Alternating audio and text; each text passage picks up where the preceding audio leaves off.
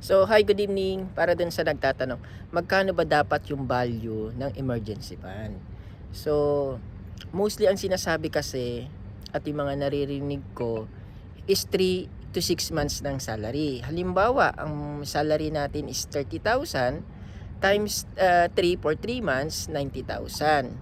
Pero ang ideal kasi talaga, ang pag-compute is yung expenses. So, magkano ba yung monthly expenses? Same thing, gagamitin ko yung value na 30,000. So, ganun yung 30,000 times 3, so 90,000. Hindi naman agad ibig sabihin kailangan mong mag-save ng ganung amount. Ang emergency fund is parang pag-save lang rin siya paunti-unti, no? Iipunin natin. So, ganun lang, 3 to 6 months yung better.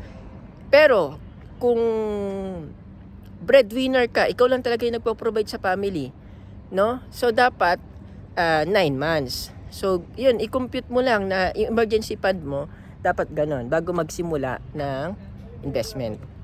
Kasi, ganito yung nangyayari. Pag nagsimula tayong mag-invest ng walang emergency fund, halimbawa, nag-invest tayo sa condo, sa, stocks, any kind of investment na kailangan natin mag-monthly at wala tayong emergency fund, biglang nagkaroon ng emergency. So, ang nangyayari, ititigil natin, so, nagkakaroon ng penalty. So, another gastos yun. Or kaya naman, kailangan nating maibenta in a not right time. So, lugi yung value ng investment natin. At ang worst na nangyayari pa, bukod dun sa penalty, is as in wala kang makukuha pag hindi mo na continue yung investment mo.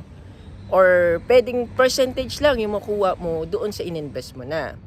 So, ganun. Kaya kailangan, bago tayo mag-start ng investment, dapat siguraduhin na meron tayong emergency fund. So, yun lang.